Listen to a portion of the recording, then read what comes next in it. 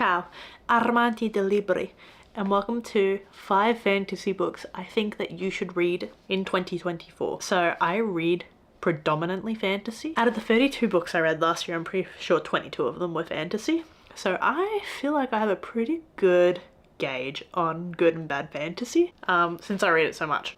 I'm gonna start with my favorite fantasy books of all time, Legendborn and Bloodmarked. I do not shut up about these books. I think about them constantly. I made a keychain for them. Like, I made a keychain for myself of the main character of Legendborn and Bloodmarked. I'm a little bit psychotic. The third book, Oathbound, is to come out in 2025. So I feel like this year is a very good year to get into this universe, because next year the next one comes out. It is a cycle, not a series, not a trilogy, a cycle. Do I know what that means? Absolutely not. Do I think that you should read this? Absolutely. I haven't even told you what it's about. Basically, it's a King Arthur and the Round Table retelling where they move from Edinburgh. Is King Arthur from Edinburgh? Give me one moment. Let's find out. He's definitely not from Edinburgh. I think I'm just watching too much Outlander. They come from Britain. Anyway, they immigrate from Britain to Carolina, South Carolina, one of the Carolinas, and they develop a secret society on a university campus where they fight demons, and all of the King Arthur and the Round Table's descendants, including Merlin, can summon magic, magical weapons, magical armor, whatever. So their descendants can fight off these demons until they are gone. Our main character, Bree, sees them fighting demons and she's like, hang on a fucking minute. I saw this when my mum passed away. So she is trying to figure out what happened to her mum. She's going through grief. She's going through family expectation. She discovers a secret society and her world gets flipped on its head. And now she has to find her way again, find who she is, and develop new relationships with people, and try and break racial barriers. Our main character is a woman of colour, and I think that is very important for books, for that representation. So I just absolutely love these books. If you don't want to take my word for it, look at a different review that can articulate it properly, how good these books are. I honestly think everyone should read them. They are so well written. You feel all of the emotions of grief, and as someone who has had relatives who have passed away, I wholeheartedly relate with the fighting of your feelings. And I think, again, that's a very important topic, that there's grief, racism, family expectation, family trauma. I think all of these topics are very important and that should be discussed, and those books do it so perfectly. Next, we have Flowerheart.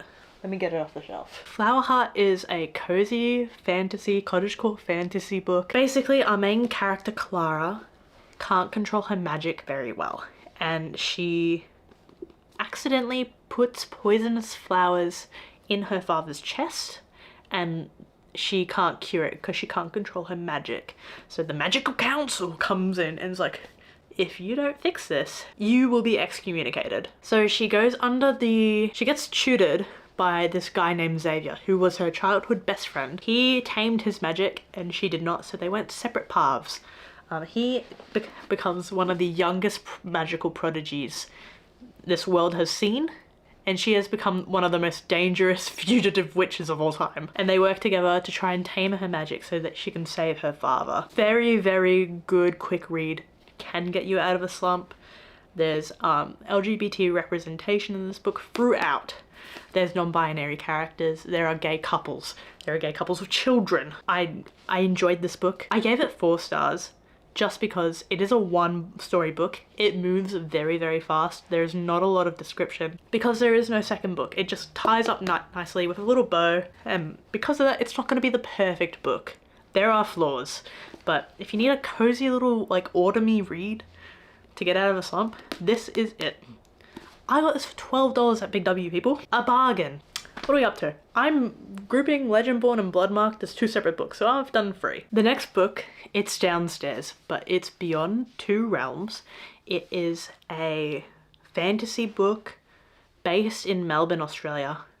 That's where I'm from. Our main character, Sophie, I have character art. Our main character, Sophie, goes on the Flinders Street station train, the city loop, and she stays on a little bit too long and gets transported to the Fey realm. So basically the trains are used between the realms to export mana between them, and Sophie has accidentally gotten on the train that is exporting the mana, and she is now in a completely different realm with Fey, with weird shit going on, and she does not freak out because she reads fantasy books. There are references to ACOTAR in this book, specifically chapter 54, if you know what I mean. So basically, she befriends the Fae. She's getting these weird mental flashbacks from her childhood that she can't really put together properly. Why do my bangs look weird? Anyway, I digress. So these Fae are trying to smuggle these humans back into the human realm,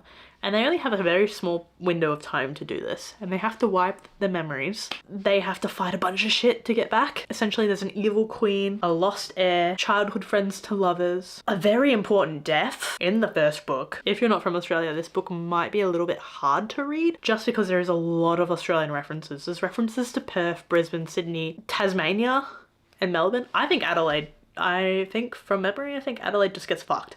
I'm sorry, Radelaide. This is an indie book. So again, it's not going to be perfect, but in my heart, it's a very good book. And I had little giggles. If you know where Ballarat is, there's a reference to Ballarat. Very funny. I would highly recommend. We'll do The Adventures of Amina El-Sarafi. The Adventures of Amina El-Sarafi was one of my most anticipated books of 2023. I will preface, this really disappointed me, but that doesn't mean it's not a good book.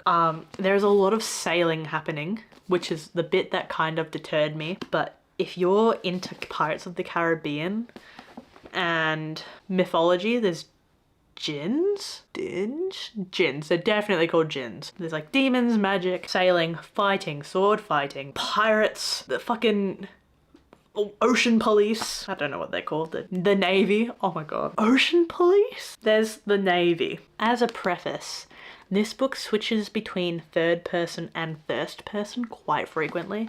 An example of this is Amina El-Sarafi is retelling her story, and it comes up in these little pages. See how they're actually like little pages? So that's her telling a scholar her version of events, and then the rest of the book is like what's actually happening. So like she'll be telling the scholar like, yeah, I lost my sword. Did I give a fuck? Absolutely not. And then it will go into that bit about her losing the sword, like in detail, like you're actually reading a proper book. So it's just like her narrative bits from the future. And when you get to the end of the book, it all just kind of wraps up nicely as to why that is happening. But when you're reading it initially and you don't know that's in the book, you're reading it and you're going, why the fuck is this old bitch talking to me? Let's get on with it. Get a move on, grandma. It's very good. It's also found family, and she's also protecting her daughter. She's also had several husbands. We'll get into that. Amina El-Sarafi has survived backstabbing rogues, vengeful merchant princes, several husbands, and one actual demon to retire peacefully with her family to a life of piety,